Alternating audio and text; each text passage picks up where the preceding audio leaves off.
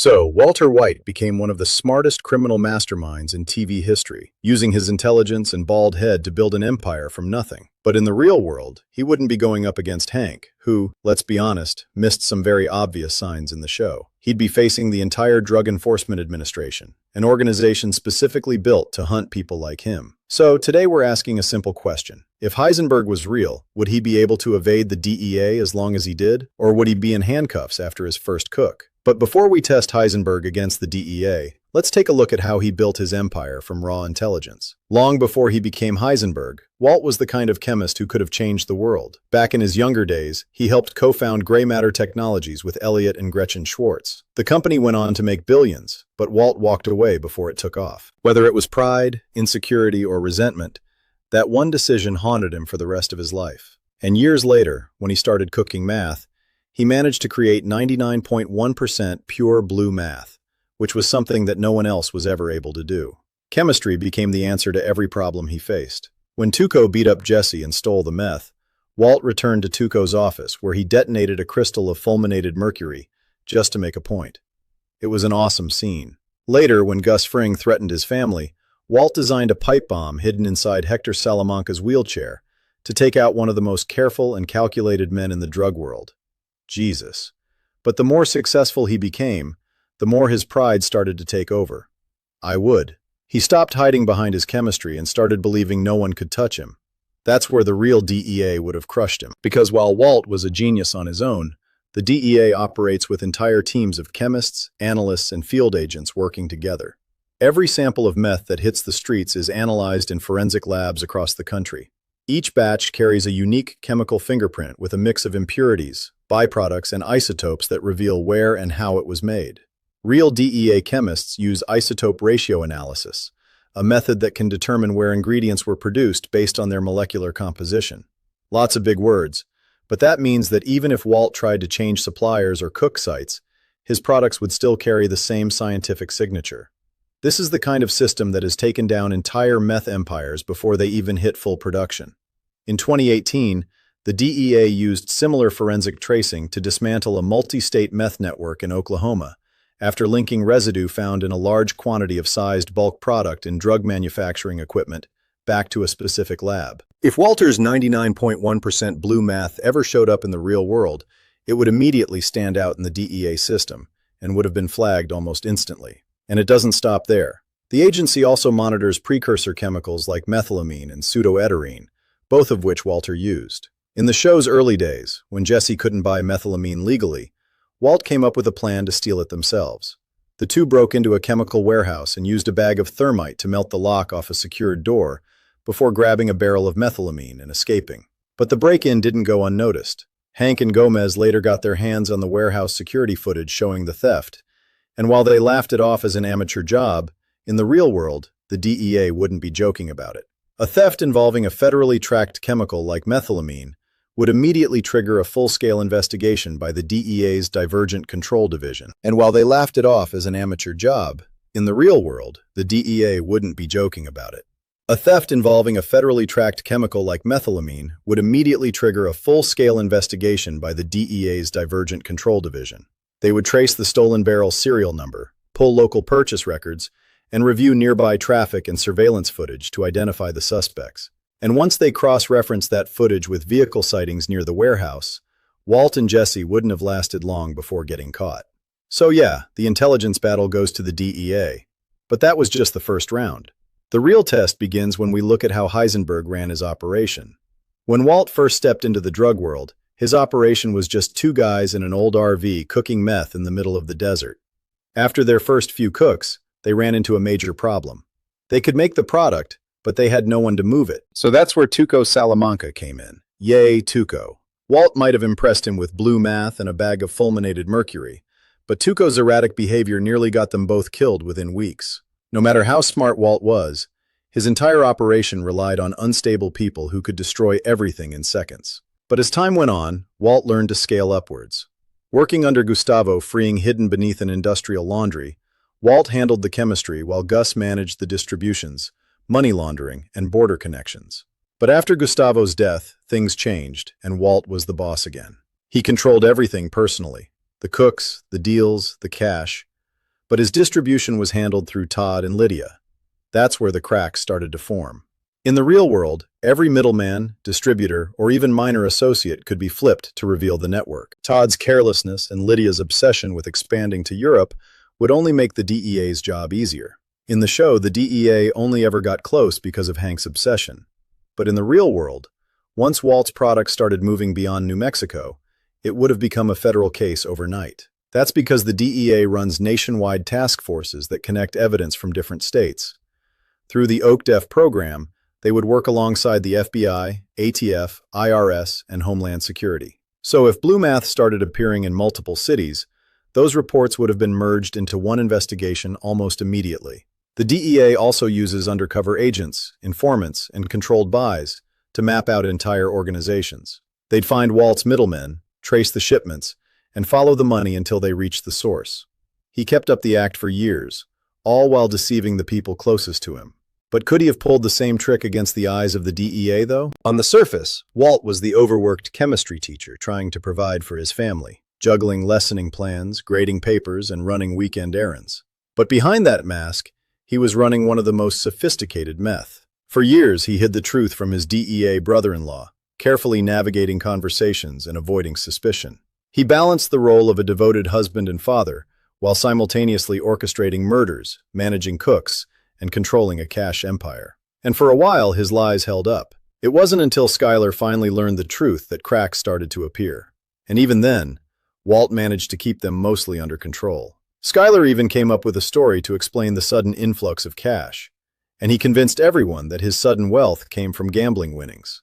Oh, and I almost forgot about Flynn's fundraising website where he set up a GoFundMe for his dad's cancer treatment. Even though Walt resented the idea of asking the public for help, Saul convinced him that it was a perfect way to launder money. Through the website, they started cleaning their cash, hiding thousands in plain sight while maintaining the cover of a desperate family seeking help. In the real world, though, Walt's mask would have failed almost immediately. The DEA uses a combination of informants, phone taps, and undercover surveillance to catch criminals long before they get comfortable. Track financial records, monitor sudden spikes in wealth, and notice behavioral changes. A chemistry teacher suddenly buying a car wash and multiple luxury cars is an instant red flag under the Financial Crimes Enforcement Network, or FinCEN, who I've never heard of before. But that's the system used to catch money laundering and illicit gains tied to criminal activity. The agency has a long history of uncovering clean fronts that criminals believed would hide their activities. Take Miami. A chemistry teacher suddenly buying a car wash and multiple luxury cars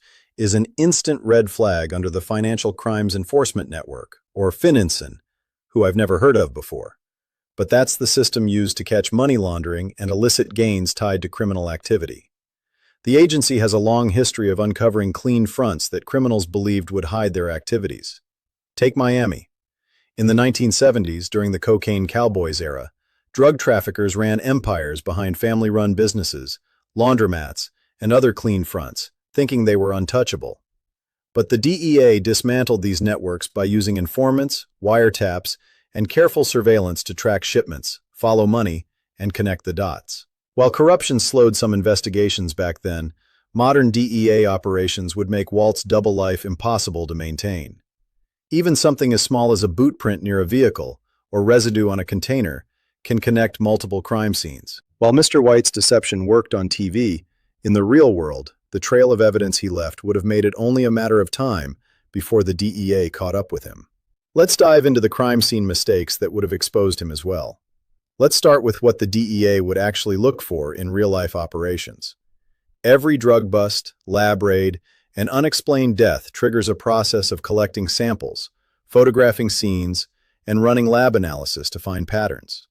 Even something as small as a boot print near a vehicle or residue on a container can connect multiple crime scenes. And in Walter White's case, the trail is massive. The first major mistake came with Alio and Crazy 8. Jesse tried disposing of Emilio's body in a bathtub, which melted straight through the ceiling. Blood, acid, and human remains were dripping into the hallway below. I'm sorry, what were you asking me? Oh yes, that stupid plastic container I asked you to buy. In real life, that scene would have been impossible to hide. The smell of decomposing flesh mixed with chemical fumes would have spread through the neighborhood, forcing someone to call the cops or even the fire department. Once authorities arrived, the DEA's hazardous evidence response team trained to handle toxic crime scenes would have taken over. They'd collect samples of the acid, test the remains, and document every trace of the chemical corrosion.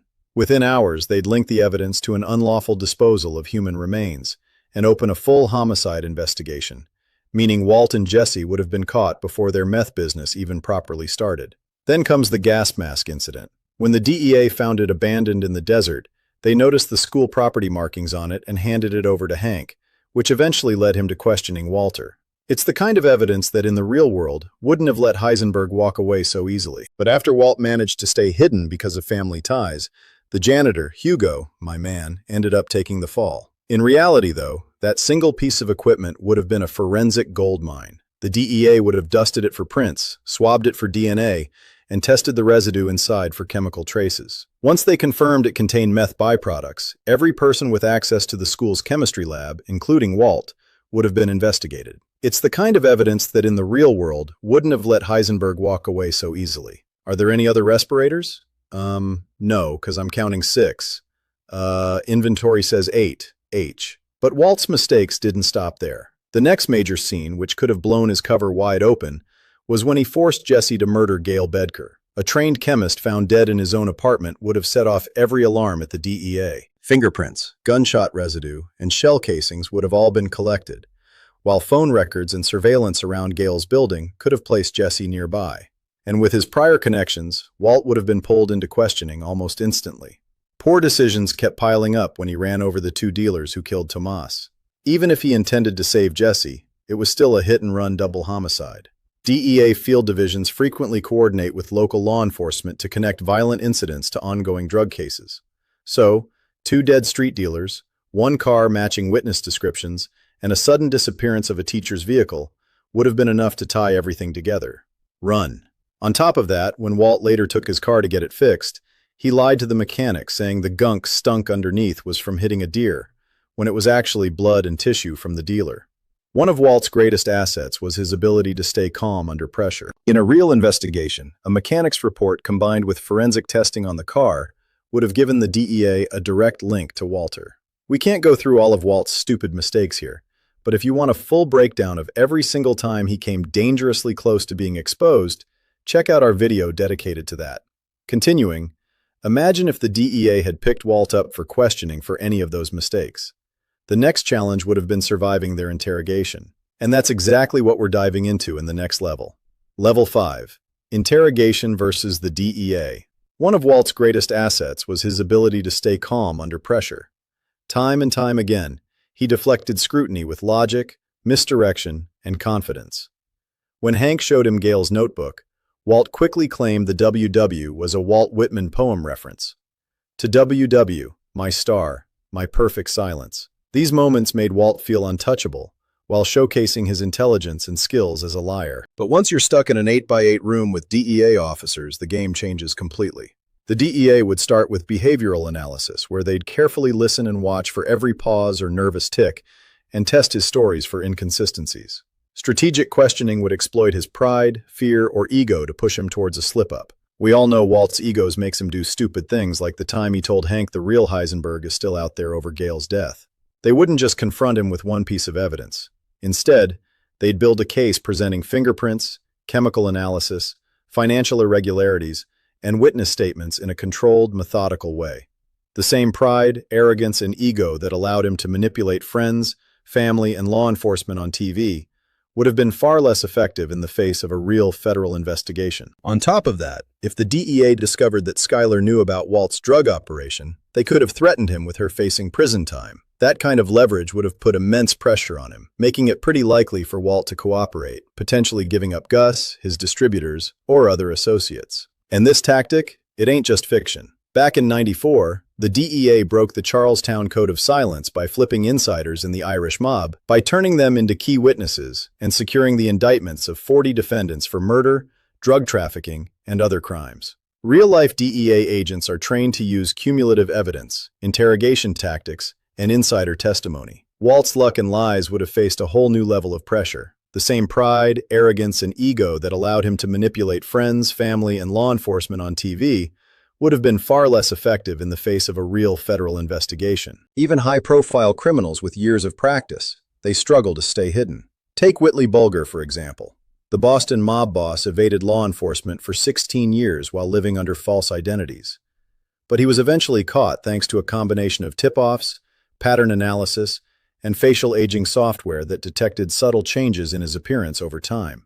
He wasn't planned his disappearance could be tracked down after 16 years. A man like Walter White, whose face was already famous as Heisenberg, he would have had almost no chance of remaining hidden forever. And while off the grid, Walt's ego pulled him back to people in places that would sink him in a real investigation. He didn't just sit quietly in New Hampshire. He decided to show up at Elliot and Gretchen's crib, the two people who could identify him, name his past, and with one phone call, hand the DEA everything they needed. He also returned to his old house to get the ricin, a move that on TV looks dramatic and suspenseful, but in reality, going back to a former residence is extremely risky. The DEA would have put the house under constant surveillance as soon as Walt became a suspect, not to mention his visit to Schuyler, which would have also been under surveillance. Cameras, stakeouts, and monitored activity around the property would make it nearly impossible to enter unnoticed, and any attempt to get inside would have been tracked immediately. So, in real life, Walter White probably would have been arrested long before he became Heisenberg. And folks, if you enjoyed this video, please check out our video on Every Time You Felt Bad for Jesse Pinkman. It's a banger. I promise you. I will be there, and I hope to see you there as well. Thank you so much for watching. Have a good one, and bye-bye.